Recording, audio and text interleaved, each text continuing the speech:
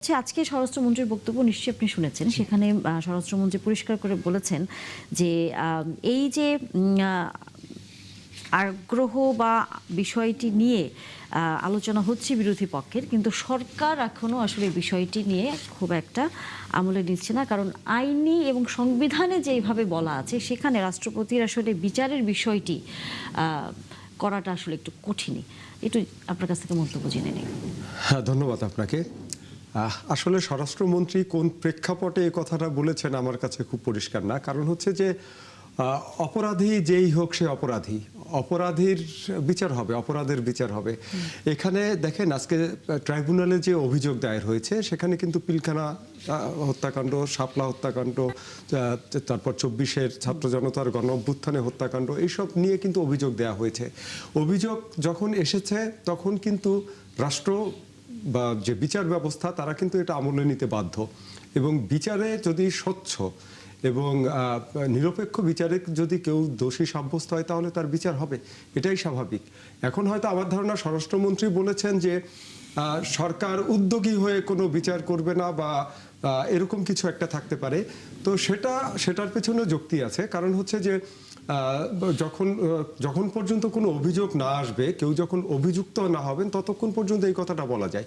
কিন্তু আমি যতদূর দেখেছি, মানে নিউজের সাথে যেহেতু ছিলাম, স্বরাষ্ট্রমন্ত্রীর বক্তব্য আসার পরেই কিন্তু এসেছে এই যে ট্রাইব্যুনালে যে অভিযোগটা দায়ের হয়েছে সাবেক 2 রাষ্ট্রপতির বিরুদ্ধে, এরপরই হয়েছে।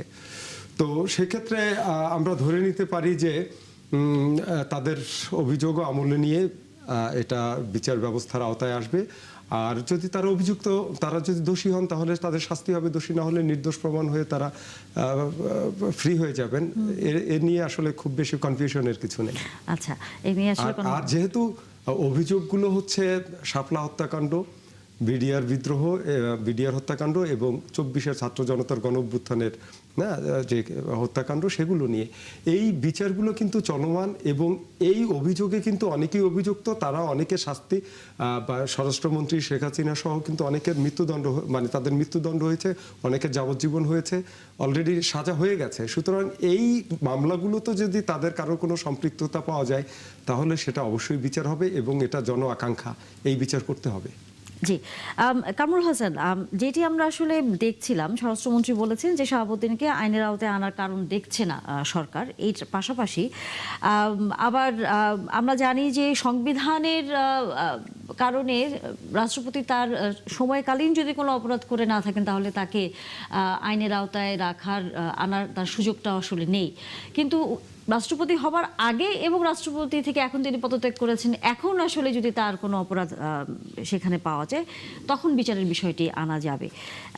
একটু আমাদেরকে বলবেন যে তাহলে যেই অভিযোগটি আপনারা বারবার করছেন সবচেয়ে বেশি, যে জুলাই গণঅভ্যুত্থানের সময় রাষ্ট্রপতির যে ভূমিকা ছিল, তিনি গণহত্যা চলছে দেশে, তিনি কোনো ধরনের প্রতিকার করেননি, কোনো ধরনের ব্যবস্থাটি নিয়ে উদ্যোগ নেননি, তাকে তো কি সেই অভিযোগে অভিযুক্ত করার সুযোগটি আসলে থাকছে? ধন্যবাদ আপনাকে এবং আমার সহ আলোচক যারা আছেন তাদেরকে, এবং যারা হলো দেখবেন এবং দেখছেন সবাইকে ধন্যবাদ জানাচ্ছি। এখানে একটা জিনিস একটু ভুল ব্যাখ্যা হচ্ছে বলে আমি মনে করছি, সেটা হলো কনস্টিটিউশনের আর্টিকেল 51, যেখানে রাষ্ট্রপতিকে হলো দায় মুক্তি দেওয়া হয়েছে এই আর্টিকেলের মাধ্যমে। এখানে যেটা বলা হয়েছে সেটা হলো যে রাষ্ট্রপতি থাকাকালীন যদি তিনি কোনো ফৌজদারি অপরাধ করেন তাহলে সেই অপরাধে তাকে রাষ্ট্রপতি থাকাকালীন অবস্থায় তার বিরুদ্ধে কোনো মামলা চলতে পারবে না। ইভেন প্রিভিয়াস, অর্থাৎ আগের মামলা যেটা চলমান যদি থেকে থাকে এবং তিনি রাষ্ট্রপতি হওয়ার পরে সেই মামলাটাও স্থগিত হয়ে যাবে, এটা বলা হয়েছে। কিন্তু এটা বলা হয়নি যে তিনি রাষ্ট্রপতির দায়িত্ব থেকে পদত্যাগ কিংবা হলো দায়িত্ব থেকে হলো যদি পদচ্যুত হন কিংবা হলো মেয়াদ শেষ হয় তাহলে তিনি তার অপরাধ যদি করে থাকেন সেই অপরাধের শাস্তি দেওয়া যাবে না কিংবা বিচার করা যাবে না, এটা বলা হয়নি। স্বরাষ্ট্রমন্ত্রী এবং আইনমন্ত্রী যে ব্যাখ্যা দিয়েছেন এখানে একটা ভুল ব্যাখ্যা দিয়েছেন। তারা দুইজনেই সংবিধানকে মোটামুটি কোট করে বলেছেন যে সংবিধান অনুযায়ী তাদের বিচার করা যায় না। এটা অসত্য দাবি, কিংবা অজানার কারণে, অজ্ঞাতর কারণে হয়তো এটা বলে থাকতে পারেন।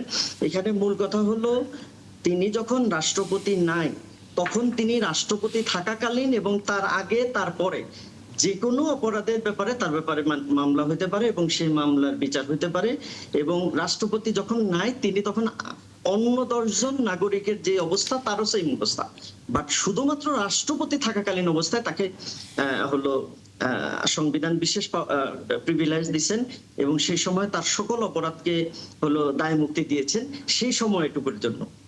সুতরাং আমাদের বক্তব্য খুবই স্পষ্ট। জনাব শাহাবুদ্দিন আহমেদ চুপ্পু, যিনি সদ্য পদত্যাগ করা রাষ্ট্রপতি, তার সময়ে 24-এর গণহত্যা হয়েছে এবং তিনি তখন রাষ্ট্রের প্রধান ব্যক্তি ছিলেন, রাষ্ট্রপতি ছিলেন। তিনি যদি স্টেপ নিতেন তাহলে স্বৈরাচার শেখ হাসিনাকে থামাতে পারতেন এবং এত হাজার হাজার মানুষের রক্ত যে হলো রাজপথে রঞ্জিত হওয়া লাগতো না, এত হাজার হাজার মানুষকে হত্যা করা লাগতো না এবং এরকম একটা গণহত্যা হতো না যদি তিনি স্টেপ নিতেন। তো তিনি সেই জায়গাটায় স্টেপ না নিয়ে বরং তিনি আরো স্বৈরাচারদেরকে গণহত্যা করবার জন্য তিনি হলো এক ধরনের আশকারা দিয়েছেন, এক ধরনের হলো প্রশ্রয় দিয়েছেন, এক ধরনের সুযোগ তৈরি করে দিয়েছেন। সে কারণে তিনি হলো অপরাধী হতে পারেন। এবং যেই মামলা হয়েছে আমরা মনে করি এটা শুধু অন্যরা মামলা করেছে এজন্য না, সরকারের নিজেরই দায়িত্ব ছিল মামলা করে, কারণ আইনের দৃষ্টিতে যদি জাস্টিস সকলের জন্য কায়েম করা না যায় তাহলে একটা রাষ্ট্র ঠিকমতো চলতে পারে না। কিন্তু যখন অন্তর্বর্তীকালীন সরকারের সময় তখন আমরা রাষ্ট্রপতির পদত্যাগ এবং তাকে অপসারণ করার বিষয়ে আসলে তেমন জোরালো ভূমিকা কেন রাখেননি? এবং এমনকি যখন এই বর্তমান সরকার 6 মাস এখন অতিবাহিত হয়েছে, প্রথম দিকেও আপনারা কেন এই বিষয়টি নিয়ে কথা বলেননি? না, এখানে একটা গুরুত্বপূর্ণ ইস্যু হলো রাষ্ট্রপতিকে 5 তারিখের পরেই পদত্যাগের জন্য উদ্যোগ গ্রহণ করা হয়েছে, কিন্তু বিএনপির কারণে সেই উদ্যোগ সফল হয়নি। বিএনপি তখন থেকে রাষ্ট্রপতির পক্ষ নিয়েছেন এবং রাষ্ট্রপতিও বিএনপির পক্ষ নিয়েছেন। কিভাবে নিয়েছেন? রাষ্ট্রপতি 5 তারিখেই হলো তার অধ্যাদেশের মাধ্যমে বাংলাদেশের 3 বারের প্রধানমন্ত্রী, জননন্দিত নেত্রী, দেশনেত্রী বেগম খালেদা জিয়াকে তিনি মুক্তি দিয়েছেন। 7 তারিখে হলো অ্যাটর্নি জেনারেল, 7ই আগস্ট 2024-এ অ্যাটর্নি জেনারেল হিসেবে নিয়োগ দিয়েছেন বিএনপির নেতা বর্তমান আইনমন্ত্রী আসাদুজ্জামান সাহেবকে হলো অ্যাটর্নি জেনারেল হিসেবে নিয়োগ দিয়েছেন। এই যে নিয়োগগুলো দিয়েছেন কিংবা মুক্তি দিয়েছেন, এগুলো কোনোটাই যে মানে সবগুলোই কিন্তু বিএনপি এটা প্রিভিলেজ পাইছে, পাওয়ার ফলে বিএনপি এক ধরনের এই রাষ্ট্রপতির পক্ষে প্রথম দিন থেকেই তারা অবস্থান নিয়েছে এবং তারা বলেছে যে সাংবিধানিক একটা শূন্যতা তৈরি হবে রাষ্ট্রপতির বিরুদ্ধে যদি যায়। ইভেন গতকালকে না, আজকে স্বরাষ্ট্রমন্ত্রী তার বক্তব্যে এটাও বলেছেন যে এই সরকারকে রাষ্ট্রপতি সহযোগিতা করেছে এবং 18 মাস যে কেয়ারটেকার কি বলে তত্ত্বাবধায়ক সরকার ছিল সেখানেও কিন্তু সহযোগিতা করেছেন, এটা বলেছেন। এবং উনি এটা বলেছেন যে এই জন্য তাকে এক ধরনের ধন্যবাদও দেওয়া যেতে পারে। তার মানে বিএনপি এক ধরনের কৃতজ্ঞ ছিলেন এই শাহাবুদ্দিন আহমেদ চুপ্পুর প্রতি, যার কারণে তাকে হলো অপসারণ করা যায়নি। আমরা এই প্রশ্নের উত্তরটি নিতে চাই। আপনি আসেন আমাদের সাথে, রাশেদ খান। আপনারা সুবিধা নিয়েছেন প্রায় তো এই যে সদ্য যিনি হলেন শাহাবুদ্দিন চুপ্পু। আচ্ছা, সবাইকে সালাম এবং শুভেচ্ছা। আমাদের জামাত ইসলামের নেতা তার বক্তব্য শুনছিলাম, আমাদের সাংবাদিক ভাই তিনিও চমৎকার বলেছেন। দেখেন, বিএনপির কথার কারণে যদি রাষ্ট্রপতির পতন বা পদত্যাগ না হয় তাহলে বিএনপি শক্তিশালী আর আপনারা দুর্বল। এদেশের জনগণ একটি শক্তিশালী সরকারকে দেখতে চায়। আপনাদের মতন দুর্বল চিত্তের সরকার এদেশের জনগণ দেখতে চায় না এবং সেটাই হয়েছে। এদেশের জনগণ বিএনপিকে ভোট দিয়েছে। আপনার কথা যদি আমি ধরে নিই সত্য, তবে আপনার কথা সত্য না। শোনেন, আপনারাই শপথ নিয়েছিলেন এই মানে সদ্য বিদায়ী রাষ্ট্রপতির হাতে। আপনাদের জোটে এখন যারা আছে এনসিপি, এই এনসিপির আহ্বায়ক সে কিন্তু এই রাষ্ট্রপতির হাতে শপথ নিয়েছিল, আপা ঠিক কিনা? এবং যে সংবিধানকে জাতীয় সংসদে আপনি প্রায় ছুঁড়ে ফেলতে চান, এই সংবিধান মেনেই আপনি শপথ নিয়েছিলেন। এখন এরপরে আপনি 8 মাস পরে 10 মাস পরে বলছেন যে আমি তো ভুলে গিয়েছিলাম এই রাষ্ট্রপতি তো শেখ হাসিনার নিয়োজিত রাষ্ট্রপতি। আর আপনি যে ভুলে গেলেন এই দোষটা কার? আমার। না আপনার। এরপর আপনি হঠাৎ আপনার মনে পড়লো, আরে সংবিধান তো 72-এর, আমি তো ভুলে গিয়েছিলাম, আপনি সরি বলতেছেন। আচ্ছা, এটা কি হয়? আপনি সংবিধানকে নতুনভাবে স্বীকৃতি দিলেন, রাষ্ট্রপতিকে শপথ নেওয়ার মধ্য দিয়ে আপনি নতুনভাবে স্বীকৃতি দিলেন, তাহলে দোষটা কার? দোষটা এনসিপির, জামাতের এবং অন্তর্বর্তীকালীন সরকারের। আচ্ছা, আমি কেন বলছি যে দোষ জামাতের? কারণ অন্তর্বর্তীকালীন সরকার ছিল আসলে জামাতের সরকার, এবং জামাত এবং এনসিপিকে ক্ষমতায় আনার জন্য ডক্টর মোহাম্মদ ইউনূস এমন কোনো চেষ্টা নাই যে করে নাই। এনসিপি নিবন্ধন ছিল না, তারপরেও জাতিসংঘে নিয়ে গেছে বাংলাদেশের 3 নম্বর দল হিসেবে। দেখেন, আচ্ছা, আমার প্রশ্ন হলো যে আপনারা সেই সময় কেন গণ অভ্যুত্থানের হুমকি দিলেন না? এখন তো বলছেন যে নাহিদ ইসলাম, ডাক্তার শফিকুর রহমান, মামুনুল হক তারা যদি একতাবদ্ধ হয় সেক্ষেত্রে এই সরকার 1 সপ্তাহ টিকতে পারবে না। কে বলছেন? কর্নেল অলি আহমেদ। তো আপনারা 1 সপ্তাহের মধ্যে বিএনপি সরকারের পতন ঘটিয়ে আপনারা নতুন রাষ্ট্রপতি নির্বাচন করেন। নিষেধ করেছে কে? কেউ নিষেধ করেছে? এত হ্যাডাম আছে, এত জোরালো গলায় কথা বলছেন, এত হুমকি দিচ্ছেন, ফেলিয়ে দেন। আগামীকালই আপনি 1 দফার ঘোষণা দেন, বিএনপির পতনের আন্দোলন শুরু করেন। শোনেন, সক্ষমতা যতটুকু ততটুকু বলতে হয়। আপনার সক্ষমতা 1%, আপনি নিজেকে 100% দেখাবেন। আপনার সরকার গঠনের যোগ্যতা নয়, আপনি ফেসবুকে এমনভাবে হাইপ সৃষ্টি করবেন, এমনভাবে জরিপ সৃষ্টি করবেন, মনে হচ্ছে যে আগামীতে আপনি ক্ষমতায় আসতেছেন। আপনি নির্বাচনের ফলাফল প্রকাশের আগে আপনি ফেসবুকে সরকার গঠন করলেন। আপনার কে হবে স্বরাষ্ট্রমন্ত্রী, কে হবে প্রধানমন্ত্রী, কে হবে হ্যানমন্ত্রী, ত্যানমন্ত্রী, সব মন্ত্রী গঠন করলেন। এইভাবে আসলে ফাঁকা আওয়াজের রাজনীতি করতে নেই। রাষ্ট্রপতিকে তখন যে আপনি ফেলাইতে পারেননি, এটা আপনার ব্যর্থতা। প্রবলেমটা কি ছিল? যদি বিএনপি আপনার দাবির সাথে সায় মেলাতো, প্রবলেমটা ছিল যেহেতু ডক্টর মোহাম্মদ ইউনূস চাচ্ছিল জামাত এবং এনসিপি ক্ষমতায় আসুক এবং উপদেষ্টাদের মধ্যে একটি ষড়যন্ত্রকারী গ্রুপ ছিল, সেক্ষেত্রে কোনো রকম যদি সায় দিত, আপনারা জামাতের একজন ব্যক্তিকে আপনারা রাষ্ট্রপতি হিসেবে নিয়োজিত করতেন, এরকম একটি সন্দেহ ছিল। আর আপনারা বলছিলেন যে আপনাদেরকে বলা হচ্ছিল যে যতদিন হাসিনার মেয়াদ আছে ডিপ স্টেট, কোন স্টেট তারা কারা আমি জানি না, বললো ডিপ স্টেট। তারা নাকি বলেছিল যে আপনারা মানে যতদিন হাসিনার মেয়াদ আছে আপনারা ক্ষমতায় থাকেন। আসিফ মাহমুদ বলল, তার মানে কি? নির্বাচন নিয়ে চক্রান্ত ছিল। আচ্ছা, একদিকে নির্বাচন নিয়ে ডক্টর মোহাম্মদ ইউনূসের চক্রান্ত, তার উপদেষ্টাদের চক্রান্ত, অন্যদিকে একজন জামাতি উপদেষ্টা নিয়োগ পেয়ে গেল। আজকে যে আমরা নির্বাচিত সরকার পেয়েছি, এটা কি সম্ভবপর হয়তো না। বিএনপি এই চক্রান্তগুলো বুঝেছিল এবং আপনারা যেহেতু বৈধতা দিলেন, তাই না? যদি ওই রাষ্ট্রপতিকে সরিয়ে দেওয়া হতো তাহলে তো আরেকটি সংকট সৃষ্টি হতে পারত। আচ্ছা, আজকে যারা এই রাষ্ট্রপতির বিচার চাই তারা ওই সময় কি করেছিল দেখেন। নাসিরউদ্দিন পাটোয়ারি এনসিপির একজন বিপ্লবী নেতা, তাই না?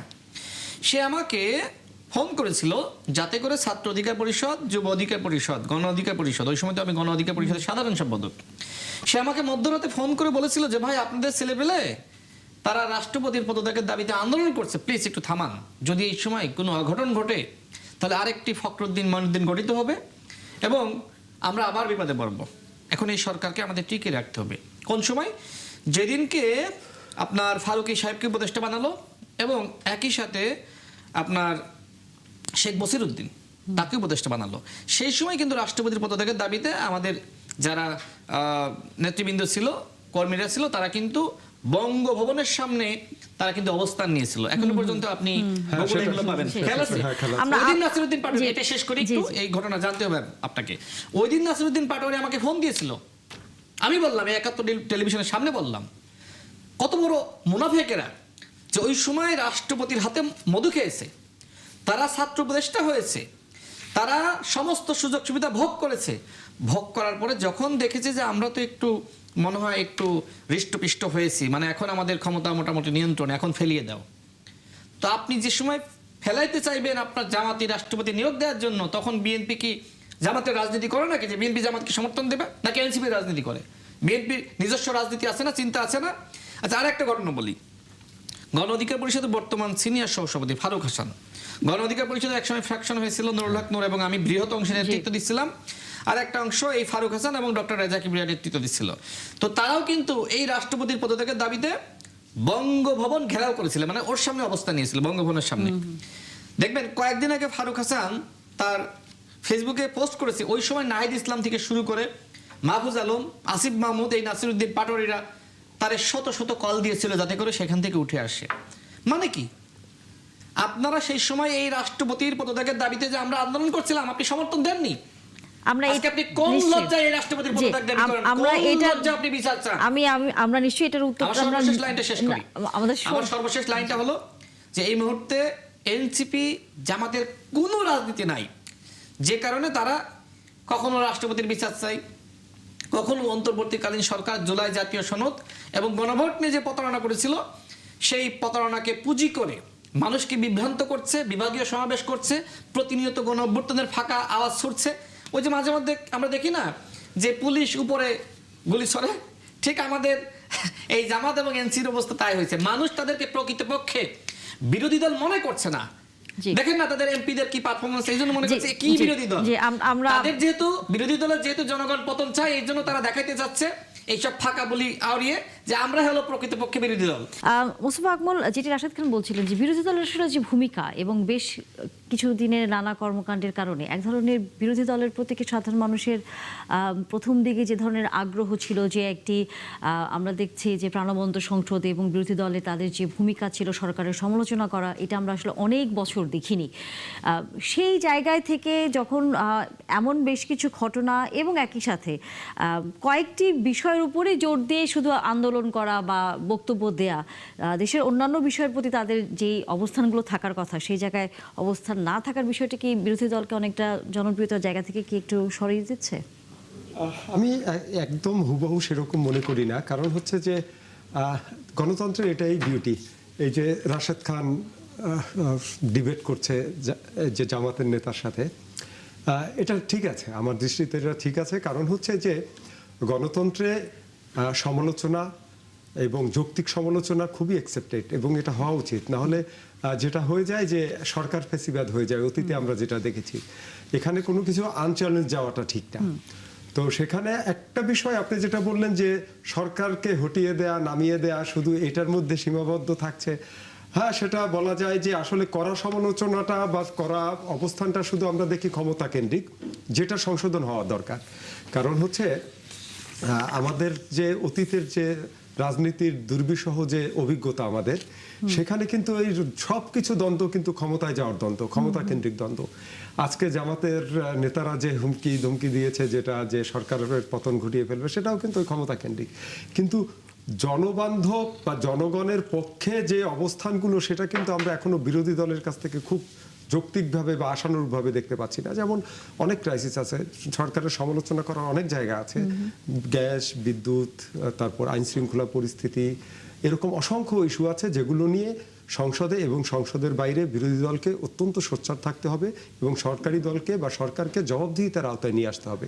সেই জায়গাটায় ঘাটতি আছে বলে আমি মনে করি। একই সঙ্গে আমি দেখি যে মূল যে বিরোধী দলের অবস্থানটা চলে যায় সরকারকে হটিয়ে দেয়া, নামিয়ে দেয়, এর মধ্যে এই জায়গাটাই বোধহয় রাজনীতির সংস্কারের বা রাজনীতির সংস্কৃতির পরিবর্তনের কিছুটা দরকার আছে এইটা। আর একই সাথে আমি গণ অধিকারের নেতা এবং বর্তমানে প্রধানমন্ত্রীর রাজনৈতিক উপদেষ্টা, তাকে আমি একটা প্রশ্ন করতে চাই।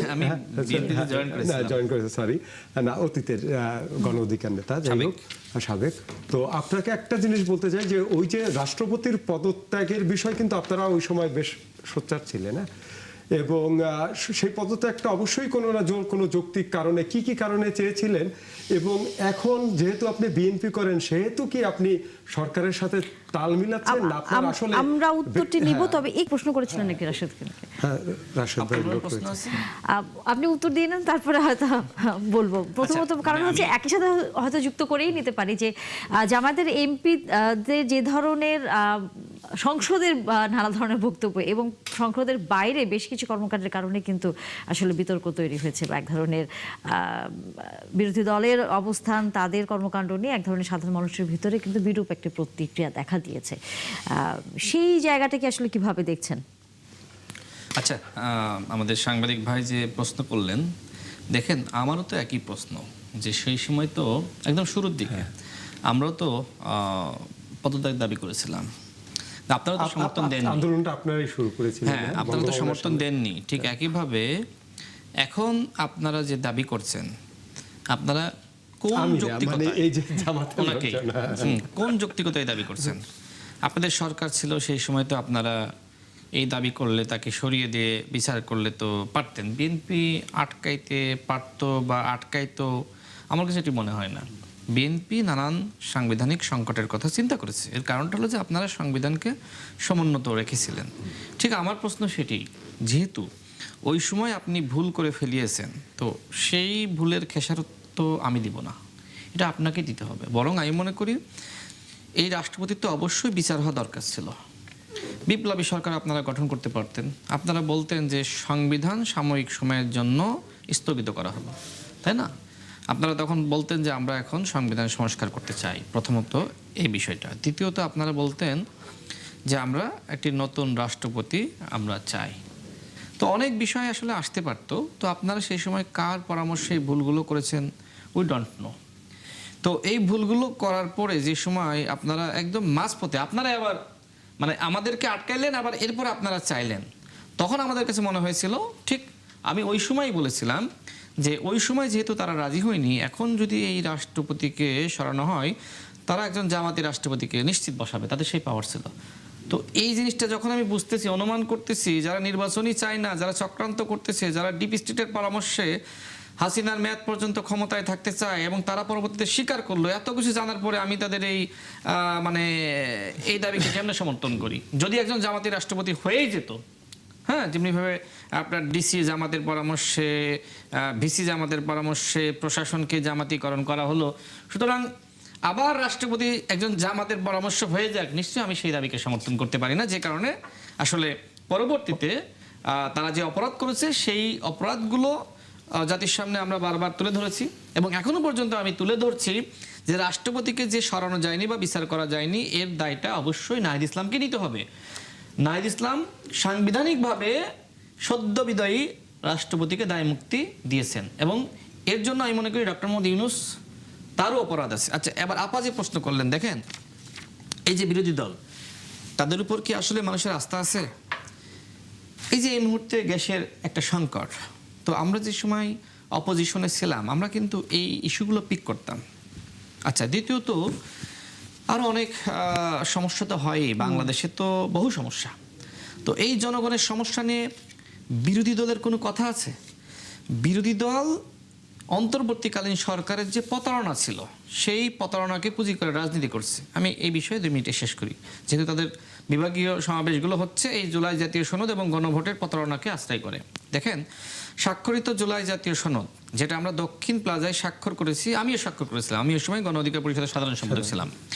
9 মাস ধরে আলোচনা হয়েছিল, তাই না? সেখানে ডক্টর মোহাম্মদ ইউনূস একদম শুরুর দিন তিনি বললেন যে আপনারা কোন দল কতটুকু সংস্কার চান আর কার কতটুকু ভিন্নমত থাকবে সব ওয়েবসাইটে দিয়ে দেবো, বলেছিল না ভাই? আপনি তো সাংবাদিক, আপনার খেয়াল থাকবে। তাহলে এই যে 9 মাস আলোচনা হলো, বিএনপির কিছু নোট অফ ডিসেন্ট ছিল, জামাতের ছিল, এনসিপি ছিল, এরপরে আমাদের যে বইটা দেয়া হলো স্বাক্ষরের আগে, সেখানে নোট অফ ডিসেন্ট ছিল। স্বাক্ষরের পরে হঠাৎ করে জুলাই জাতীয় সনদ বাস্তবায়ন আদেশ জারি করলো, সেখানে নোট অফ ডিসেন্ট নাই। প্রতারণা কে করলো? বিএনপি না অন্তর্বর্তীকালীন সরকার? আপনি স্বাক্ষরের আগে বলতেন, বলেন নাই তো? আপনি স্বাক্ষরটা আমাকে দিয়ে করিয়ে নিলেন, এরপরে আপনি এই যে প্রতারণা করলেন, তারপরেও আদেশটাই তো অবৈধ, সংবিধান অনুযায়ী আদেশ করা যায় না, তারপরে বিএনপি এটি মেনে নিয়েছিল। তো বিএনপির সাথে তো জুলাই জাতীয় সনদ নিয়ে অন্তর্বর্তীকালীন সরকার প্রতারণা করেছে। তো সেই প্রতারণার একটি মানে দলিল, সেটাকে পুঁজি করে আজকে আপনি কেমনে রাজনীতি করেন? আপনার রাজনীতি কোনো নাই, এই জন্য আপনি কি নিয়ে কথা বলবেন? কারণ আমাদের মাননীয় প্রধানমন্ত্রী যেভাবে দেশকে এগিয়ে নিয়ে যাচ্ছেন, আপনার কোনো রাজনীতি নাই, এই জন্য আপনি বিএনপির সম্পর্কে মিথ্যাচার করছেন। গণভোট অধ্যাদেশ, আচ্ছা গণভোট অধ্যাদেশের 4টা প্রশ্ন 1টা উত্তর, আপা তাই তো? ভুল যদি করে থাকি, তো আপনি বলেন এই টকশোতে কি আপনি আমাকে 5টা প্রশ্ন করে আমাকে বলবেন যে রাশেদ ভাই এই 5টা প্রশ্নের একটা উত্তর আপনি দিবেন? 5টা প্রশ্নের আমি 5টা উত্তর দেবো, এটা আমার স্বাধীনতা। তো ওই সময় আপনি 4টা প্রশ্ন করে আমাকে বলতেন যে 4টা প্রশ্নের একটা উত্তর, অথবা আরেকটি কাজ করতে পারতেন আপনি, আমরা যে জুলাই জাতীয় সনদে স্বাক্ষর করেছি, ওই স্বাক্ষরিত জুলাই জাতীয় সনদের উপর একটা গণভোট করতে পারতেন, তাহলে এই ক্যাসালটা থাকতো না। আচ্ছা, আমি ধরে নিলাম অন্তর্বর্তীকালীন সরকারের যে প্রতারণা, দুঃখিত, অন্তর্বর্তীকালীন সরকারের যে সংস্কার প্রস্তাবনা ছিল, তার মধ্যে বিএনপি 80% মেনে নিয়েছে, তাই না?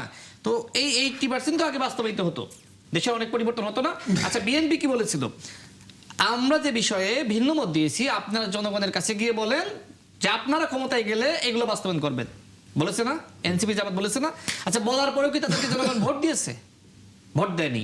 আর যে সময় এই যে জুলাই জাতীয় সনদ বাস্তবায়ন আদেশ জারি করা হলো, তাই না, প্রতারণা করে, সেই সময় কি বিএনপি সংগ্রামী মহাসচিব প্রতিবাদ লিপি দেয়নি ভাই? দিয়েছে তো। যে সময় 4টা প্রশ্নের একটা উত্তর গণভোট অধ্যাদেশ জারি করা হলো, সেই সময় কি বিএনপি সংগ্রামী মহাসচিব প্রতিবাদ লিপি দেয়নি? দিয়েছে তো। অর্থাৎ নির্বাচনের আগেও বিএনপি যে কথা বলেছিল, নির্বাচনের পরেও বিএনপি একই কথা বলছে। বিএনপির ভিতরে কোনো প্রতারণা নাই, বরং জামাত অন্তর্বর্তীকালীন সরকারের প্রতারণাকে পুঁজি করে আজকে বিভাগীয় সমাবেশ করছে। এই বিভাগীয় সমাবেশগুলো করার মাধ্যমে জামাত আজকে জনগণের সাথে ধোঁকাবাজি প্রতারণা করছে। শেষ কথা হলো যে কর্নেল অলি সাহেব তিনি বলেছেন না যে আসলে যদি নাহিদ ইসলাম, মানে ছোট ছেলে বলেছে তাকে, যে নাহিদ ইসলাম, জামাতের আমির এবং মামুনুল হক তারা যদি একতাবদ্ধ হয়ে রাজপথে নামে বিএনপির 1 সপ্তাহের মধ্যে পতন হবে। কার নেতৃত্বে? তিনি আবার বলেছেন জামাতের আমির ডাক্তার শফিকুর রহমানের নেতৃত্বে, এই কথা বলেছেন। আচ্ছা, নাহিদ ইসলাম অতীতে কি বলেছিল? এদেশের জনগণ জামাতের নেতৃত্বকে গ্রহণ করবে না। তো এই জোট তো শুরুতেই বাদ হয়ে গেছে। এই জোটের কোনো মানে মানুষের কাছে তো এই জোটের কোনো লিগাসি নাই। আর দেখেন, আমি এর আগে বলেছিলাম যে এই যে বিরোধী দল যারা অতীতে সর্বোচ্চ 18টি আসন পেয়েছিল, এখন সর্বোচ্চ 77টি আসন পেয়ে তারা যেভাবে অপকর্মে লিপ্ত হয়েছে, শীঘ্রই এই জামাত ইসলাম এবং এনসিপি নামক কথিত বিরোধী দলের পতন হবে। পতন শুরু হয়েছে না? সাতক্ষীরার এমপিকে কি দেখলাম? আপা 1 মিনিটে শেষ করতে দিবেন, যেহেতু মূল কথা এখন আসলাম। সাতক্ষীরার এমপিকে কি দেখলাম? তো এই যে সাতক্ষীরার এমপির ঘটনায় তো আমাদের 50% পতন হয়ে গেছে, আর আছে 50%। এবার দেখেন এই যে খেলাফত মজলিস চলে গেল আরো কয় পার্সেন্ট? 10%, তাই না? এরপরে দেখেন এই জোট চলে গেল আরো 10%। এখন 30% আছে ভাই। এই 30% নিয়ে আপনি জনগণকে নামাইতে পারবেন না। জনগণের আস্থা এখন বিরোধী দলের উপর 30%, আর 70% না হয়ে গেছে। জনগণ নামতেছে। বিএনপি তো বাংলাদেশে আওয়ামী লীগের সময় বিভাগীয় সমাবেশ করেছিল না? আরে চিরা নিয়ে, গুড় নিয়ে, সাইকেলে চড়ে, হাঁটতে হাঁটতে, লঞ্চে করে, ফেরিতে করে মানুষ গিয়েছে। আমাদের এই যে বিরোধী দল তারা বলতেছে জনগণ আমাদের সাথে আছে। কোথায় এই ঘটনা আপনি দেখেছেন? আপনি তো সাংবাদিক। বিরোধী দলের উপরে জনগণের ন্যূনতম আস্থা নাই। বিরোধী দলের পতন শুরু হয়েছে, ইতিমধ্যে 70% পতন হয়ে গেছে। এবার একটু শুনেন। আপনি রাশেদ খান অনেক কথা বলেছেন এবং 2বারে মোটামুটি উনি আমরা 2জন যা বলেছি তার ডাবল বলেছেন। আমি আশা করছি প্রথম কথা হলো যে রাশেদ খান একদম শুরুতে একটা কথা বলছেন যে ওনার সরকার হলো খুব শক্তিশালী সরকার এবং হলো সেই শক্তিশালী মানে জনগণ শক্তিশালী সরকার পছন্দ করেন এবং ওনাদের সরকার শক্তিশালী। তো এই কথা বলে তিনি আবার বলেছেন যে কেয়ারটেকার গভর্নমেন্টের সময় মানে ওনারা শক্তিশালী, বিএনপি শক্তিশালী। কেয়ারটেকার গভর্নমেন্টের সময় ওনারা রাষ্ট্রপতির অপসারণের জন্য আন্দোলন করেছেন, আন্দোলন করে ওনারা ব্যর্থ হয়েছেন। তার মানে তিনি একদিকে বলছেন বিএনপি শক্তিশালী, আরেকদিকে তিনি যেটা বলছেন তাতে বোঝা যাচ্ছে বিএনপি দুর্বল। তার মানে তার কথাটা আসলে সত্য না। 2 নম্বর হলো বিএনপি কেয়ারটেকার সরকারের সময় একদিনের জন্য রাষ্ট্রপতি অপসারণের জন্য আন্দোলন করেনি। রাশেদ খান যে দাবি করেছেন এই দাবিটা অসত্য। আচ্ছা, আপনি মনে হয় আমার বক্তব্য শুনেন নাই। আপনি কথা বলবেন না, আমি আপনার কথার সময় একটা টু শব্দ করি। আপনি থামেন, আপনি নোট করেন, প্রয়োজনে শেষে কথা বলবেন, প্রশ্ন করবেন। এখন আসেন, উনি বারবার বলছেন যে আপনারা ভুল করেছেন, আপনারা এই সংবিধানের অধীনে শপথ নিছেন, আপনারা। আমার প্রশ্ন হলো আমরাই হই তাহলে ওনারা কি অভ্যুত্থানের শক্তি না? বিএনপি কি এই জুলাই আন্দোলনের শক্তি না? জুলাই আন্দোলনের তাদের কি ভূমিকা নাই? যদি থেকে থাকে তাহলে তারা সহই তো আলোচনা হয়েছে, তারা সহই তো এই সরকারের মানে এই সংবিধানের আন্ডারে তারা শপথ নিয়েছে। তাহলে ভুল যদি করে তাহলে তো বিএনপিও ভুল করেছে, ভুল যদি করে তাহলে সবাই ভুল করেছে। থার্ড কথা হলো যে দেখেন এনসিপির কথা বলছেন, এনসিপি কিন্তু জুলাইয়ের ওই যে 5ই আগস্টের পরে এনসিপি কোনো দল ছিল না। এনসিপি দল হইলো নাহিদ ইসলাম পদত্যাগ করে, মন্ত্রী থাকার পরে পদত্যাগ করে তারপরে দল করছেন। সুতরাং এনসিপি সেই সময় কিন্তু কোনো দল ছিল না। সুতরাং জুলাইয়ের যে 6 তারিখ থেকে মানে আগস্টের 6 তারিখ থেকে যে সমস্যা হলো যে 6 তারিখ থেকে যে আলোচনা চলছিল 8 তারিখ পর্যন্ত, মানে সরকার গঠন হওয়ার আগ পর্যন্ত, সেখানে কিন্তু ব্যাপক ভিত্তিতে আলোচনা হয়েছে এই সংবিধানের আন্ডারে শপথ না নেওয়ার বিষয়ে। ব্যাপক ভিত্তিতে আলোচনা হয়েছে রাষ্ট্রপতির অপসারণের বিষয়ে, এর প্রত্যেকটা বিষয়ে বিএনপি হলো ভেটো দিয়েছে। এখন বিএনপি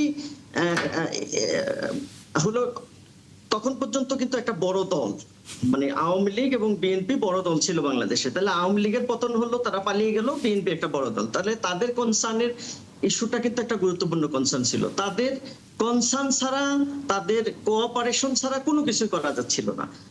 এই কারণে এই রাষ্ট্রপতি চুপ্পু সাহেব এতদিন ধরে কন্টিনিউ করলেন। আমরা কিন্তু সেই প্রথম দিন থেকে বলেছি যে এই রাষ্ট্রপতির অপসারণ ছাড়া কোনো কিছু ঠিক মতো চলবে না। বিএনপি সেই কথা মানলো, এই রাষ্ট্রপতিকে পদত্যাগ করালো, কিন্তু মানে ওই যে বলে না, পানি আড়ায়া তারপরে হলো ঘোলা করে, তারপরে পানি খাইলো, কিন্তু ঘোলা করে খাইলো। এই যে ঘোলা করে পানি খাওয়ার অভ্যাস, এটা কিন্তু বিএনপির পুরানো অভ্যাস।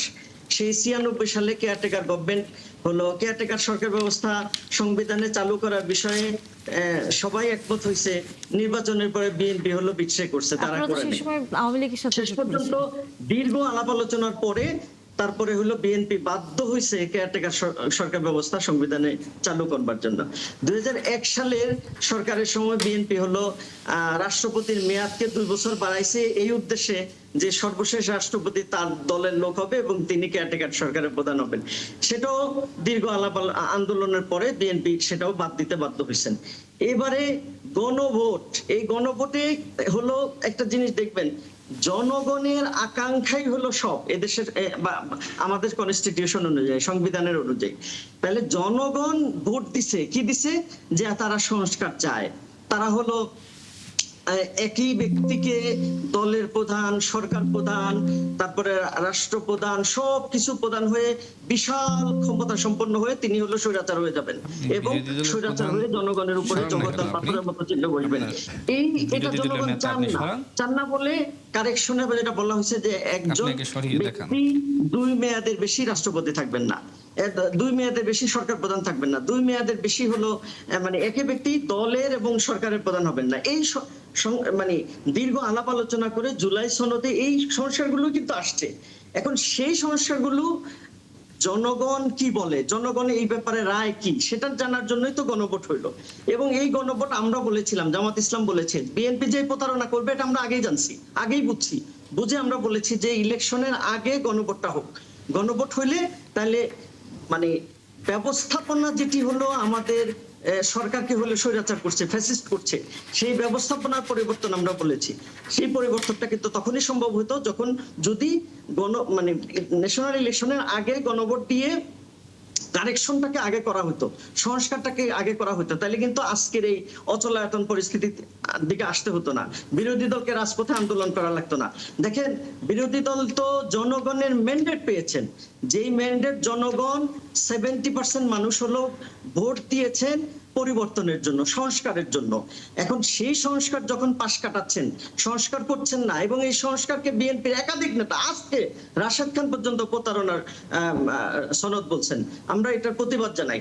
অথচ এই রাশেদ খানই কিন্তু বিএনপিতে যোগ দেওয়ার আগে বলছেন এই সনদ বাস্তবায়ন করতে হবে, সনদ নিয়ে বহু কথা বলছেন, বহু কিছু বলছেন, কিন্তু আজকে হলো গণেশ উল্টে গেছে, কারণ ক্ষমতার স্বাদ রাশেদ খানরা পেয়েছেন বললে এইদিকে গেছেন। সুতরাং বাংলাদেশ জামাত ইসলামী সহ বিরোধী দল আজকে রাজপথে যে আন্দোলন করছেন, এই আন্দোলন তো আমাদের করার দরকার ছিল না ভাই। আপনি যদি এখানে কিন্তু এই সনদের অধ্যাদেশে সব বলা আছে কিভাবে এটা বাস্তবায়ন হবে। দেখেন, এটা বাস্তবায়নের প্রসেসটা ছিল যে প্রথম দিনে এটা সংসদে উঠবে এবং হলো প্রথম 30 কার্য দিবসের মধ্যে এটা বাস্তবায়ন করবে। একটা হলো সংস্কার পরিষদের শপথ দিবে সকল সংসদ সদস্যরা, দেন তারা এই সংস্কারগুলো বাস্তবায়ন করবে, অটোমেটিক্যালি সংস্কার পরিষদটা রহিত হয়ে যাবে, আর সংসদ সদস্য হিসেবে তারা হলো কাজ করবেন, ভূমিকা রাখবেন। এখন এটা যদি মানে সংসদে তখনই হইতো, প্রথম অধিবেশনেই হইতো, তাহলে কিন্তু বিরোধী দলকে আজকে রাজপথে নামা লাগতো না। এবং সরকারের কারণে বিরোধী দলকে রাজপথে নামতে হচ্ছে আমি একটু প্রশ্ন করি, আমি একটু প্রশ্ন করি আপনাকে, শুনেন, আপনি তো আধা ঘন্টা আমাকে অনেকক্ষণ বলেছেন, আপনার কথা আমরা ক্লিয়ার। আপনারা রাজপথে নেমেছেন, আবারও কি আমি একটু সাংবাদিক হিসেবে বলি, আপনাদের যে রাজপথে যে অবস্থান এবং সভা সমাবেশে যেসব বক্তৃতা আসছে, তাতে কি আপনারা অতীতের রাজনীতিতে ফেরত যেতে চান? কারণ এই একটা এই প্রশ্নের একটা ব্যাকগ্রাউন্ড আছে, কারণ গণ অভ্যুত্থান পরবর্তী যে জন আকাঙ্ক্ষার রাজনীতিটা আপনারা অদাবদ্ধ, সেই দিকে যাচ্ছেন কিনা? একটু বলি ভাই, আপনি তো প্রশ্ন করেছেন, আমি একটু বলি। বাংলাদেশ জামাত ইসলামী যে রাজনৈতিক সদিচ্ছার প্রমাণ প্রত্যেকটা জায়গা দিচ্ছেন, যে সরকারকে ভালো করবার জন্য প্রধান বিরোধী দল জামাত ইসলাম পরামর্শ দিচ্ছেন, সাজেশন দিচ্ছেন, প্রস্তাব দিচ্ছেন। এই নজির বাংলাদেশের ইতিহাসে কখনো আপনি দেখেননি। এখন এটা কেন হইল যে আমরা রাজনৈতিক কালচারের পরিবর্তন চাই। আমরা পরিবর্তন চাই বলে গ্যাসের সেটা একটা নির্বাচিত, শোনেন, একটা ফেয়ার নির্বাচিত সরকারকে 4 মাসের মাথায় কি বলা যায় যে লাইনে দাঁড়িয়ে আছে, সেই সময় বিরোধী দল এগিয়ে আসছেন, বিরোধী দল এগিয়ে এসে কি করলেন, একটা সরকারি দল এবং বিরোধী দল মিলে একটা কমিটি করলেন। কমিটি করার পর সাথে সাথে কিন্তু সেই সংকট সমাধান হয়ে গেছে। কিন্তু এটা নিয়েও কিন্তু বিতর্ক আছে যে যখন আপনাদের নিয়ে কমিটি করা হলো তখনই এই সংকটটি কেটে গেল। বিরোধী দল সরকারকে খাদে পড়ে গেছেন, সেই সরকারকে খাদ থেকে উঠানোর জন্য বিরোধী দল আগে সরকার খাদে পড়ে গেছে। আমি বলি বিষয়টা এখন ভাই তো অনেক জি আছেন কামরুল হাসান, আপনি আছেন আমাদের সাথে, আমরা একটু আসি। তিনি বক্তব্য দিয়েছেন, আমি মনে করি যে ভাই খুশি হয়েছেন। তবে আমি যেটি বলছিলাম যে ভাই আমার সম্পর্কে এই টক শোতে, তাও টেলিভিশনে লাইভ চলতেছে, এমন না যে রেকর্ড, যে পরে বলতে পারবে যে ভাই বক্তব্য দিয়েন না, ভুল বলেছিলাম। উনি লাইভ চলাকালীন সময় আমার বক্তব্যের অপব্যাখ্যা করলেন। আমি কিভাবে বলেছি, কি বলেছি? আচ্ছা শোনেন, আমি আমার বক্তব্য রাষ্ট্রপতিকে নিয়ে ক্লিয়ার করেছিলাম। এখন আর একই বক্তব্য দিয়ে আমি আসলে সময় নষ্ট করতে চাই না। আপনি বললেন, শেষ করি, আন্দোলন করেছেন, এটা মিথ্যা কথা। বিএনপি কোনো আন্দোলন করে নাই। আমি কি বিএনপির কথা বলেছিলাম? আমি ওই সময় গণ অধিকার পরিষদের সাধারণ সম্পাদক ছিলাম। ভাই শুনলো, আপনি শোনেন নাই কেন? ভালো ইয়ারফোন লাগান ভাই কানে, ভালো একটা ইয়ারফোন লাগান, নাহলে 71 টেলিভিশনকে বলবো ওনাকে একটা ইয়ারফোন উপহার দিবেন, বাসায় পাঠিয়ে দিবেন, পার্সেল করে পাঠিয়ে দিবেন। রিপোর্ট আছে, আপনি বিএনপির কথাই বলছেন। আপনি যখন আপনার দলের ফিরিস্তি বলতেছেন তখন এই কথা বলছেন। আচ্ছা, ওটা আলাদা করে আমি ওই সময় গণ অধিকার পরিষদের সাধারণ সম্পাদক ছিলাম। আচ্ছা শোনেন, আমার কথা একটু শোনেন, বহু বলেছেন আপনি, খুশি তো? এবার শোনেন, বিএনপি ঘোলা পানিতে, মানে পানি ঘুলিয়ে খায়, তাই তো বললেন? মানে বিএনপি পানি খায় কিন্তু ঘুলিয়ে খায়। আচ্ছা, আপনারা কি করেন? আপনারা কি পরিষ্কার পানি খান? শোনেন, এই বাংলাদেশে জামাত ইসলামের যত ভুল, বাংলাদেশ জন্ম নেওয়ার আগে জামাতের যত ভুল, এগুলো বলতে গেলে কয়েক ঘন্টা লাগবে। আমি কয়েকটা ভুল আপনাদের ধরিয়ে দিই। প্রথমত, এই বাংলাদেশের স্বাধীনতাই তো আপনারা চাননি। আচ্ছা, পাকিস্তানের স্বাধীনতা আপনারা চেয়েছিলেন? সেটাও তো চাননি। অথচ আপনারা বলেন যে পাকিস্তান আমাদের ইমোশনের নাম। আপনারা ব্রিটিশদের এক প্রকার গোলামি করে আপনারা ক্ষমতাসীনদের সাথে মিলেমিশে ক্ষমতা ভাগ করে টিকে থাকতে চেয়েছিলেন, তাই না? পাকিস্তান আপনারা চাননি। তাহলে যে পাকিস্তান ভাঙার জন্য বলেন আর স্বাধীনতার জন্য বলেন, বাংলাদেশের জনগণ, এই বাংলার জনগণ আন্দোলন করলো, তখন আপনারা কি বললেন? যে দেশ ভাঙা যাবে না। আচ্ছা, তাদের দ্বিতীয় ভুল। আচ্ছা, 86-তে আপনারা কি করলেন? আপনারা যে জাতীয় পার্টির অধীনে বা এরশাদের অধীনে নির্বাচনে গেলেন আওয়ামী লীগকে সাথে নিয়ে, এটা কি আপনাদের ভুল না? এই ভুলটা আপনারা কেন করেছিলেন, তাই না? এর কোনো উত্তর দিয়েছেন? 96-তে আপনারা খুব গর্ব করেন যে আমরা ওই সময় কেয়ারটেকার গভর্নমেন্টের জন্য আমরা আন্দোলন করেছি। দেখেন, ওই সময় বিএনপি চাইলে তো তারা ক্ষমতা ধরে রাখতে পারত, কিন্তু বিএনপি কিন্তু একটা সাংবিধানিক ধারাবাহিকতা সৃষ্টি করেছিল, নির্বাচন দিয়েছিল, তাই না? তত্ত্বাবধায়ক সরকারের দাবি কিন্তু মেনে নিয়েছিল। সেটা ঐতিহাসিক সিদ্ধান্ত ছিল। বিএনপি দল হিসেবে ফেরেশতাদের দল না। বিএনপির ভুল আছে, কিন্তু বিএনপি সেই ভুলের জন্য অনুতপ্ত হয়, শুধরিয়ে নেয়। আর জামাত ইসলাম তার ভুল স্বীকার করে না। আপনি 71-এ এই দেশই চাননি, আপনি আপনার এই ভুলের জন্য ক্ষমা চাইছেন? এখনো পর্যন্ত তো আনুষ্ঠানিকভাবে চাননি। আপনাকে তো বাংলাদেশে রাজনীতি করার অধিকারই নাই। আপনি যে রাজনীতি করতেছেন এটাও তো বিএনপির দেওয়াই, তাই না? শহীদ প্রেসিডেন্ট জিয়াউর রহমান যদি রাজনীতি করার সুযোগ জামাতকে না দিত, রাজনীতি করতে পারত? মানে তাদেরকে সুযোগ দিয়েছিল, কিন্তু সেই সুযোগের অপব্যবহার করলো। আচ্ছা, দেশনেত্রী বেগম খালেদা জিয়া যদি জামাতকে সাথে না নিত, জীবনে মিনিস্ট্রি চোখে দেখতো, তাই না? আওয়ামী লীগ যেভাবে তাদেরকে খেয়ে ফেলছিল, তাদেরকে বাঁচিয়েছে শহীদ প্রেসিডেন্ট জিয়াউর রহমান, যেমনি ভাবে আপনার প্রথমে রক্ষা করার চেষ্টা করেছে, এরপরে দেশনেত্রী বেগম খালেদা জিয়া তিনিও কিন্তু রক্ষা করার চেষ্টা করেছে। তো দেখেন, তারা কখনোই কৃতজ্ঞতা স্বীকার করে না। তারপরে দেখেন যে তারা কিভাবে আসলে মধু খাইলো, মানে তাদের রাজনীতি হলো মধু খাওয়ার, মানে ক্ষমতাসীনদের সাথে মিশে থাকবে। সেনা সমর্থিত ফখরুদ্দিন মঈনুদ্দিন, ওই সময় আপনারা কি করলেন? আপনারা ওই সময় আপনারা ফখরুদ্দিন মঈনুদ্দিনকে টিকিয়ে রাখার জন্য আন্দোলন করলেন। একদিকে ওই সময় আওয়ামী লীগ এবং বিএনপি উভয় মিলে তাদের বিরুদ্ধে আন্দোলন করছিল, আপনারা বলছিলেন না, দুই পরিবারের রাজনীতি মাইনাস করো, হ্যাঁ, আর জামাতের রাজনীতি উর্বর করো। তা আপনারা তো সবসময় এই ক্ষমতাসীনদের সাথেই মিশে থাকতে চেয়েছেন। ঠিক একইভাবে জনগণ যে সময় নির্বাচনের দাবি করছে, এই ইন্টারিম গভর্নমেন্টের সময় আপনারা বলছেন সংস্কারের আগে কোনো নির্বাচন নয়। সংস্কারের নামে যে ডিসি বসাইছেন, ভিসি বসাইছেন, ইউনো বসাইছেন, ওসি বসাইছেন, ধান্দা তো এটাই ছিল নাকি? তো এই ধান্দাগুলো কি জনগণ বোঝে নাই? আপনারা কি চাননি? আপনারা সংস্কার চাননি। এটা কে বলেছে? নাহিদ ইসলাম বলেছে যে জামাত ইসলাম বাংলাদেশের সংস্কার চায় না, পিআর এর নামে ধোঁকাবাজি করছে, প্রতারণা করছে। নাহিদ ইসলাম বলেছে যে জামাত ইসলাম মানে তাদের নেতৃত্বে বাংলাদেশে কোনো আন্দোলন সফল হবে না, বলে নাই? তো আপনাদের আন্দোলন তো ব্যর্থ হইতে, যত আন্দোলন করবেন অর্থে শুধু অপচয় হবে। নাহিদ ইসলাম যে এই বাণী দিয়ে গেছে। আচ্ছা দেখেন, নাসিরউদ্দিন পাটোয়ারি কি বললো? যে জামাত ইসলাম আসলে স্বাধীনতা, সার্বভৌমত্ব এবং মানচিত্রে বিশ্বাস করে না, তারা বাংলাদেশের জন্য থ্রেট, তারা ভারতের একটি রাজনৈতিক দল। তো আজকে আপনাদের ভিতরে যে জোটগুলো করেছেন, এইগুলো কি খাঁটি জোট? ভেজাল জোট, যে কারণে একের পর এক খাঁটি মানুষগুলো বের হয়ে যাচ্ছে। আমি খেলাফত মজলিসকে ধন্যবাদ জানাই যে তারা শরিয়া আইন প্রতিষ্ঠার রাজনীতি করে তারা ভুল বুঝতে পেরে বের হয়ে গেছে, আমি তাদেরকে ধন্যবাদ জানাই। খেলাফত আন্দোলন আপনাদের প্রতারণা বুঝতে পেরে বের হয়ে গেছে, ইসলামী আন্দোলন বাংলাদেশ আপনাদের প্রতারণা বুঝতে পেরে বের হয়ে গেছে, এনসিপি তো শিশু সংগঠন, তাই না? এনসিপিও তাদের ভুলগুলো বুঝতে পারতেছে। আমি মনে করি যে তারাও খুব দ্রুত এই জামাত ইসলাম থেকে বের হয়ে আসবে, এরপরে আপনারা একা হয়ে যাবেন। বিএনপি আপনাদেরকে বারবার আপনাদেরকে আশ্রয় দিয়েছে, অথচ আপনারা প্রতিদিন আপনারা বিএনপির বিরুদ্ধে গণ অভ্যুত্থান হুমকি দিচ্ছেন। গণ অভ্যুত্থান কি সস্তা নাকি? জীবনে নেতৃত্ব দিচ্ছেন বাংলাদেশের কোন আন্দোলনের? গণ অভ্যুত্থান কখনো ঘটিয়েছেন? সবসময় তো আন্দোলনের বিপক্ষে অবস্থান নিয়ে ক্ষমতাসীনদের সাথে মিলেমিশে মধু খাইতে শিখতেছেন। এখন এনসিপির কিছু নেতৃবৃন্দকে ব্যবহার করে আজকে বিএনপিকে প্রতিনিয়ত গালিগালাজ করাচ্ছেন। শোনেন, এর পরিণাম কিন্তু আপনাদের ভোগ করা লাগবে। একসময় কিন্তু এই বিএনপি আপনাদেরকে বাঁচাইছে, এরপরে যদি আপনাদের এই কারণে, আপনাদের এই হট্টগোলের কারণে সুযোগ নিয়ে আওয়ামী লীগ বাংলাদেশে ফিরে আসে,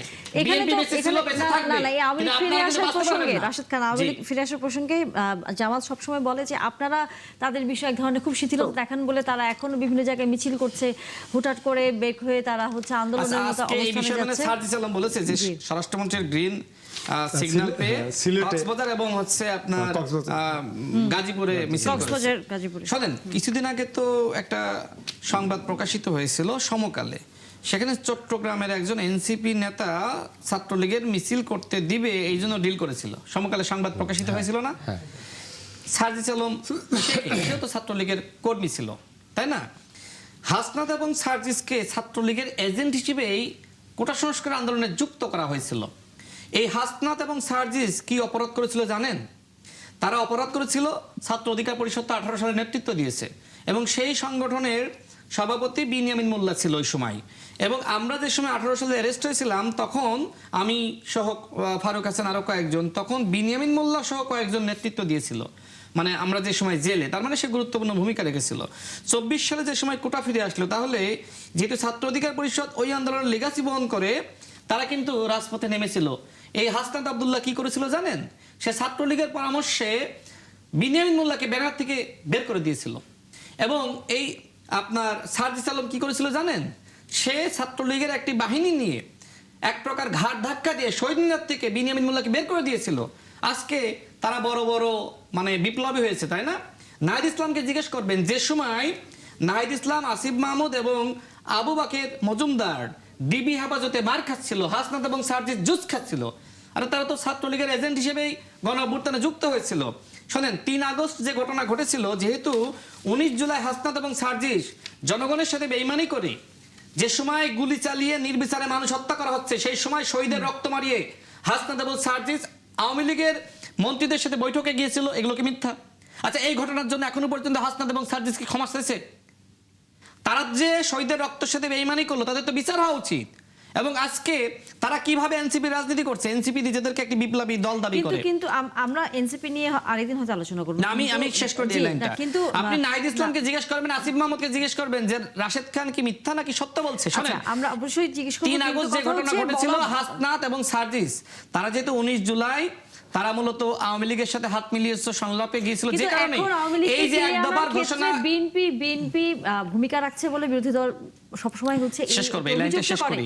একটু বলবেন যে আসলে কি বিএনপি আওয়ামী লীগকে ফিরিয়ে আনার এক ধরনের প্রক্রিয়ার মধ্যে আছে? আচ্ছা, কি বলবো শোনেন, এই বাংলাদেশে সব থেকে বেশি আওয়ামী লীগের দ্বারা নিপীড়িত হয়েছে কোন দল? বিএনপি।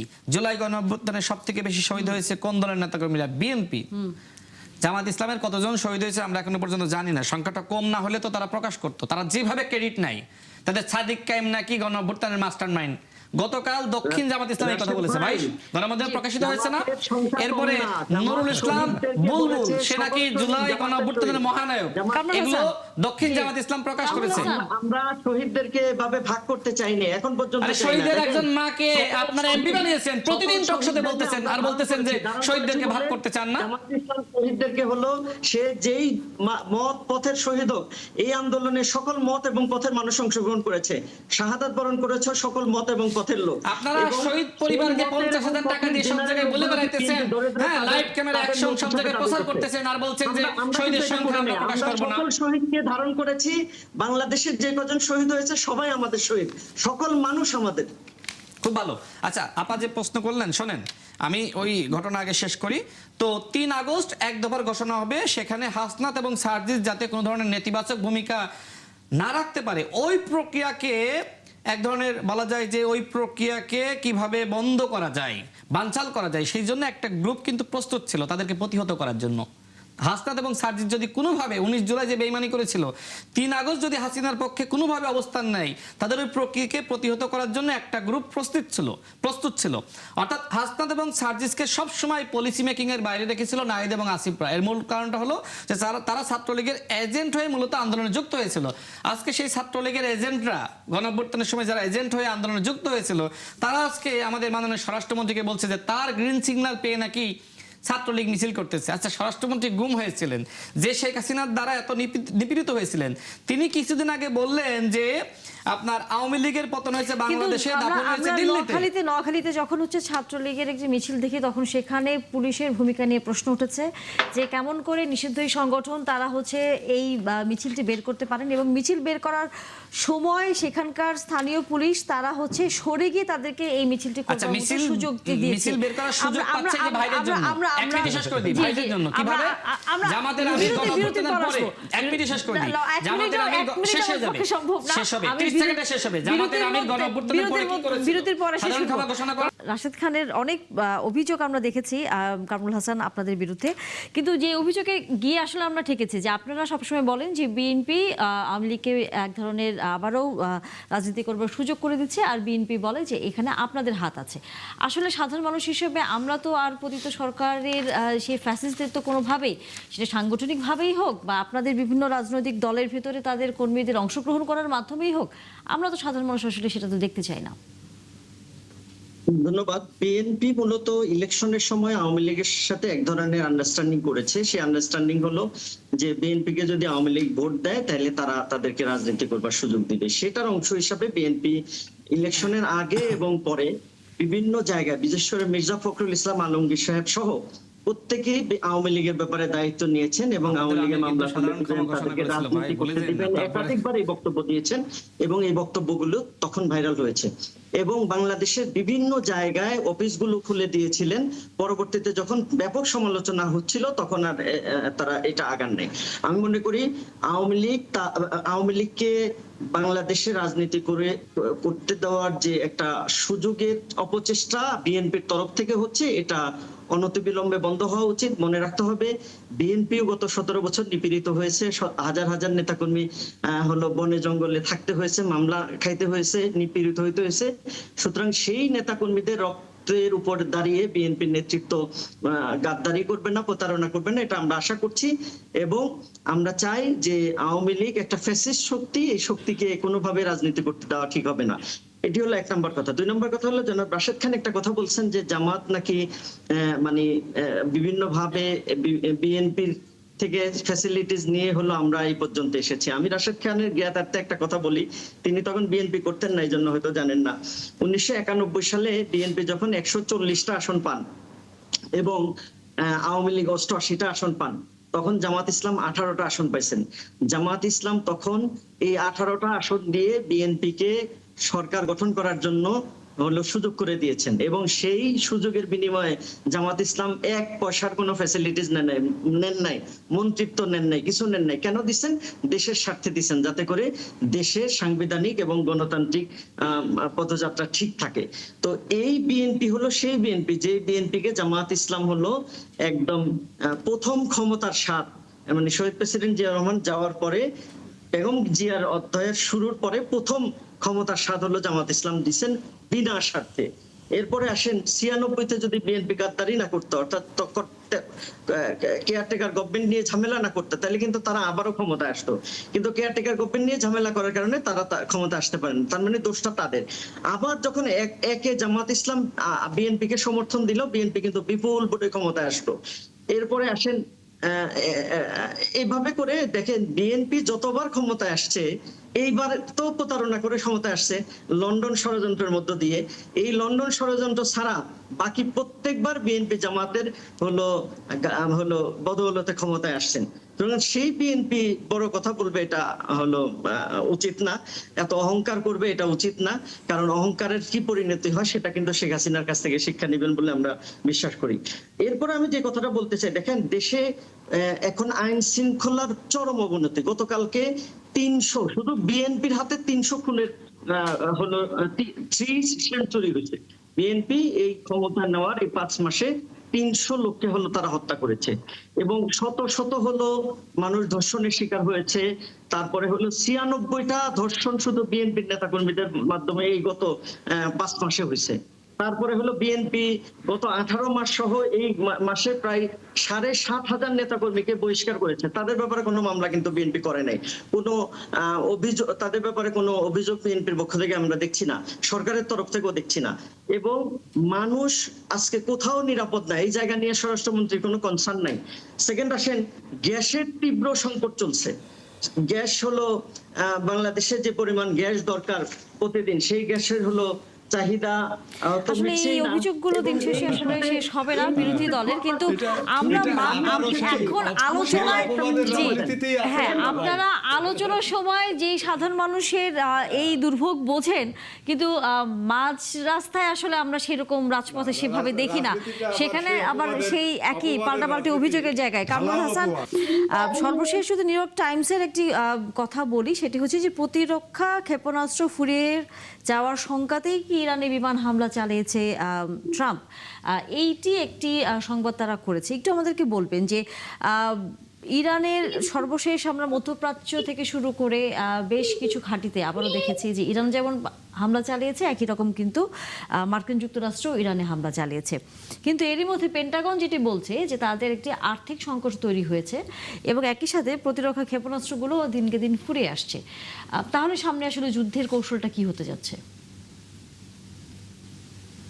ধন্যবাদ আপনাকে এবং 71 টেলিভিশনের দর্শক শ্রোতা সংশ্লিষ্ট সবাইকে। আসলে এটা মার্কিন যুক্তরাষ্ট্রের যে যুদ্ধের যে রসদপাতি সেটা কমিয়ে আসছে, এটা সত্য কথা। এবং নিউ ইয়র্ক টাইমসের যে নিউজ সেটা অনেকটাই সত্য, এবং সেটা মার্কিন যুক্তরাষ্ট্রের আমরা জানি যে গত ফেব্রুয়ারি থেকে যুদ্ধ শুরু হয়ে এখনো পর্যন্ত চলমান, এবং রিসেন্টলি মনে হয় একটা যুদ্ধবিরতি বা স্থগিত করেছে, সাময়িকভাবে তারা স্থগিত করেছে। এটা হচ্ছে মার্কিন যুক্তরাষ্ট্রের যে পরিমাণ বিলিয়ন বিলিয়ন ডলার খরচ হচ্ছে, সেটা মার্কিন যুক্তরাষ্ট্রের যে করদাতা ট্যাক্স পেয়ার তাদের জন্য একটা বার্ডেন, এবং মার্কিন যুক্তরাষ্ট্রের যে সরকার তাদের জন্য একটি বড় ধরনের বার্ডেন, এবং পুরো বিশ্বের জন্য একটি সংকট তৈরি করেছে, বিশেষ করে আমদানি রপ্তানির ক্ষেত্রে, এবং জ্বালানি সংকটের জন্য একটি বড় ধরনের বৈশ্বিক সংকট তৈরি করেছে। সেজন্য মার্কিন যুক্তরাষ্ট্র সাময়িকভাবে এই যুদ্ধ স্থগিত করেছে। এবং সেটা তারা যদি এখানে একটি বিষয় গুরুত্বপূর্ণ, সেটা হচ্ছে কি মার্কিন যুক্তরাষ্ট্রের যে সমস্ত দাবি দেওয়া সেটা এবং ইরানের যে সমস্ত দাবি দেওয়া, সেটা যদি দুই পক্ষ যদি তারা যদি সেটা তাদের মধ্যে যদি সেটা দফা রফা না হয়, তাহলে কিন্তু যুদ্ধ আবার শুরু হতে পারে।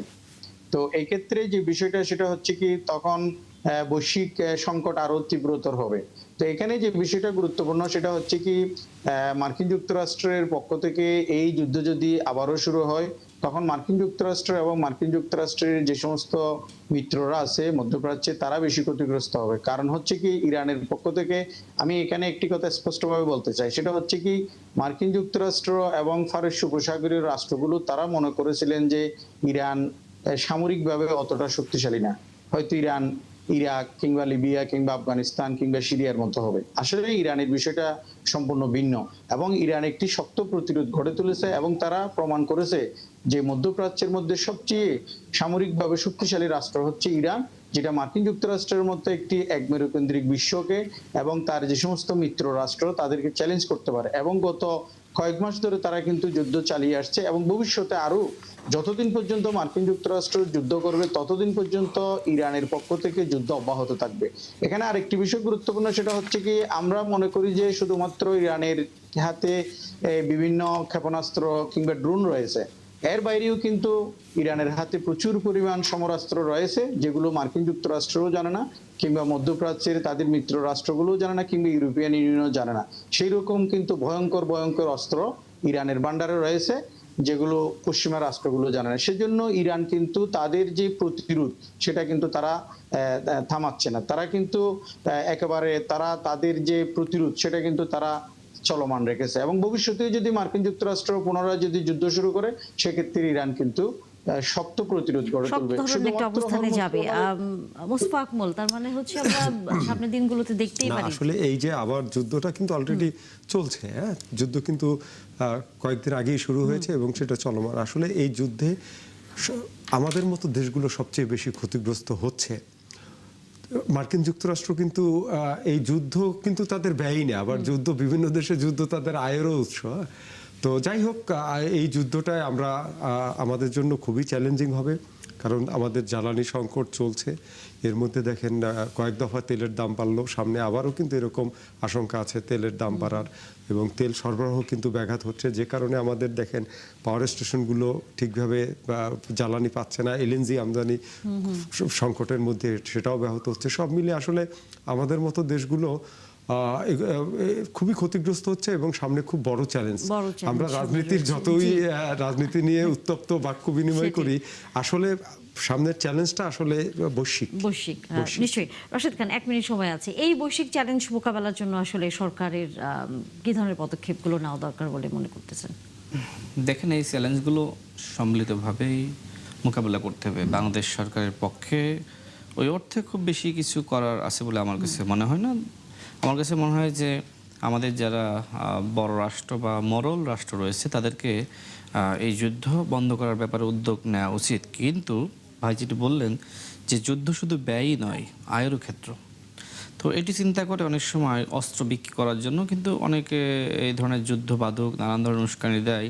তবে এটা অনাকাঙ্ক্ষিত। আমরা মনে করি যে যেখানে আসলে এই পৃথিবী এগিয়ে যাওয়ার কথা, সেখানে কখনো ইউক্রেনে কখনো মধ্যপ্রাচ্যে এই যুদ্ধগুলো আমাদেরকে অনেক পিছিয়ে দিচ্ছে, এবং আমরা একটি গরিব রাষ্ট্র হিসেবে আমরা অনেক বেশি ক্ষতির শিকার হচ্ছি। এই যে আমাদের বিরোধী দল সব কিছু আসলে সরকারের উপর দায় চাপায়। জ্বালানির দাম বাড়লো, সরকার বিদ্যুৎ দিতে পারতেছে না, কিন্তু এইগুলোর মূলে যে আসলে মধ্যপ্রাচ্যে আসলে সংকট। আপনি জ্বালানির দাম যদি বেড়ে যায়, সরকার তো বিদ্যুৎ উৎপাদন করতে পারতেছে না। তো এই ক্ষেত্রে আসলে সব কিছুর জন্য আমাদের বিরোধী দল আমাদেরকে দায়ী করছে। তারা আসলে এই যুদ্ধ বন্ধ করার জন্য তাদেরও তো আমি মনে করি বাংলাদেশে আন্দোলন করা উচিত। এটি সবথেকে এই মুহূর্তে বড় প্রয়োজন। জি, আমরা নিশ্চয়ই সামনে দেখব বিরোধী দল শুধু দেশ না, দেশের বাইরেও যেখানে বাংলাদেশের স্বার্থ জড়িত সেখানে। জামাত ইসলামের নাকি এত বড় শক্তি, এই যে ভারতে যে আন্দোলনটা হলো, যে আমাদের একজন বুদ্ধিজীবী ব্যারিস্টার শাহরিয়ার কবির, সে বলছে যে আন্দোলনটা আমরা করিয়েছি। সুতরাং বিএনপি সরকারের পতন ঘটাইতে আমাদের একদিন লাগবে। তো আমি তাদেরকে বলবো যে আপনারা বাংলাদেশে একটা আন্দোলন করেন, যাতে করে এই মধ্যপ্রাচ্য সহ যেখানে যেখানে যুদ্ধ হচ্ছে সেটা বন্ধ করেন, অথবা আপনাদের বাহিনী পাঠান এই যুদ্ধ বন্ধ করার জন্য। আপনারা এত শক্তিশালী। অধ্যাপক ডক্টর আকাশ আহমেদ, অনেক ধন্যবাদ, যুক্ত হয়েছেন আপনি আমাদের সাথে। আবারও হয়তো কথা হবে। মোস্তফা আকমল, আপনাকেও, এবং একই সাথে রাশেদ খান, আপনাকেও ধন্যবাদ। নিশ্চয়ই আবারও ৭১ জানুয়ারি আপনাদের সাথে কথা বলবার সুযোগ হবে। দর্শক, ধন্যবাদ আপনাদেরও এতক্ষণ সাথে থাকার জন্য। দেখা হবে আবার।